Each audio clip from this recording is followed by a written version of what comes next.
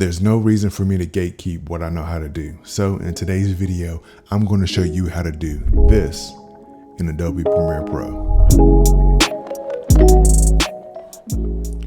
All right, first things first, I'm going to start off in this bottom quadrant right here. This is where all my video files are. If you didn't already have them in place for your project, I should say project files, not video files. If you didn't already have them in place, you can go to your media browser right here and select all your files that you want to include in your video. Second, this is the timeline right here where you can see my video. VCCW 2065 is right here on the video 1 layer, and on the audio 1 layer, you can see that the zoom audio is right here on A1, and I also have a sound effect that is at the A2 video track, audio track. Now, one thing that I'm going to go ahead and do is make sure I have this video selected. I'm going to go to, actually, I should have cleared that because I'm starting over from scratch. I'm going to go to Effects Controls. On your window, this should say Transform. That's what I'm searching for. So type that in, Transform. Once I see it pop up, I'm going to click and drag it onto my video. Now, what I'm going to do now is go ahead and introduce my own motion blur to this clip. As you can see from the intro, there is no motion blur, there is no zoom or anything like that. So let me watch the clip back so you can see how it is currently. There's no reason for me to gatekeep what I know how to do. So in today's video, I'm going to show you how to do this in Adobe Premiere Pro. So what I'm going to do is animate this video. I'm going to zoom into my face a little bit more when I say the word this, because I'm showing you how to do this particular effect. Now, I've cheated already. I placed some markers on my video to help me, get through this video a little bit quicker for you guys and not struggle, finding the right points. But let's go to this point right here. So this right here is where I start to say the word this. You can see my mouth motioning, saying the word this. But if I didn't have these markers in place, what I would do and what I did to get these markers in place was just scrub right here and listen. So let's listen for me saying this. And I'm going to do that with the forward and back arrow. You hear me say the word this? So I'm backing up to where I originally said it. Right here. And that's where I place my marker. And you can add markers to your video by going to markers and adding a marker. That's what I did for this marker that you see right here. And now I'm going to go back up. Oh, make sure your video is selected. If your panel ever goes away like that, your effects, it's because you don't have your video, your audio layer, whatever it is, it's because you don't have your media selected.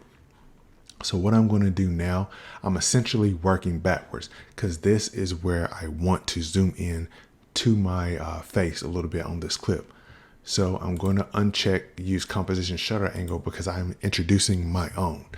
Now, naturally, people, it's standard to use a 180 degree shutter angle because that has the perfect amount of motion blur for our eyes. But I like to open it all the way up and use 360 degrees. So that is what I'm going to type right there. And I'm going to go ahead and toggle my animation. So at this point, this is where I want to have my zoom in land on my face. So I'm going to press the scale button and I'm going to press the position button. So I am ending my transition right here. This is what these two keyframes are signifying. I already know how much I want to zoom in, and I'm not going to scrub and zoom in a whole lot because I'm on my secondary computer and it will probably crash the program. But I'm going to go ahead and put in that value, and you can see how I zoomed in. Now, my head is a little bit, at the top of this video. I kind of want to lower it a little bit. So let's adjust just a tad. And I think this is pretty good. This is a pretty good frame for me being zoomed in. Now what I'm going to do is work backwards. I'm going to go backwards 5 frames. You can do this by either pressing shift in the back arrow, or you can just, press the arrow 1, 2, 3, 4, 5. Either way, whatever works for you. I'm going to press shift and the back arrow. And now this is where I want my transition to start. So with my transition starting here, I need my video to be back at the original scale that it was when I first started, and also the original position. So what I'm going to do, I'm going to click on this reset parameter arrow. So this just takes me backwards. See, it adds a new keyframe for the scale and takes me backwards to my original scale position. I'm now going to do the same thing for the position. And you can see that little height adjustment right there. Now, let's look back at the clip with what I have so far. There's no reason for me to gatekeep what I know how to do. So in today's video, I'm going to show you how to do this in Adobe Premiere Pro. Now for me, that was just a little tad too slow. So I am going to speed it up a little bit. And I'm doing that by selecting the first 2 keyframes. I'm considering these my 2 keyframes on the initial transition. I'm going to zoom in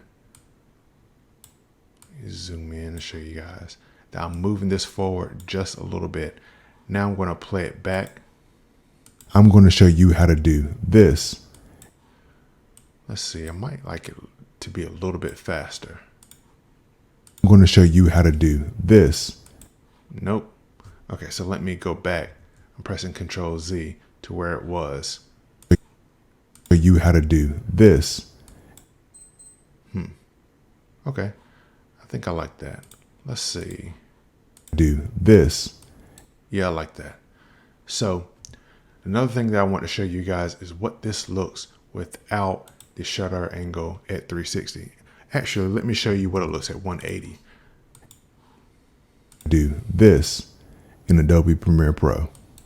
You know, that's good. No problem with that shutter angle, but as I said, I like to have it a little bit faster. Now we're going to take a look at what it looks like at 0. Do this. So no, absolutely not. Let's look at that again. Do this. There was no motion blur in that at all. That looked very digital. Do this. I mean, it's a look. Do this. But it's not a natural motion blur. Yeah, you can do that if you want to, but like I said, I like using mine at 360. Do this in Adobe Premiere Pro. Personal preference, you do as you want to. Now the other thing that this is missing is some audio, a little whoosh sound effect. You can see that I already have my audio right here layered under the video, the main audio track. I had it muted the whole time just so it wouldn't be a distraction. I'm going to unmute that. I'm actually going to zoom in a whole lot to see if this is lined up well with the transition. So you can see that the audio is starting to play this whoosh sound effect. And then right here, you can see where my marker is where the video is starting the zoom in with the motion blur. So I think it's lined up pretty well. So let me go back and now listen to it.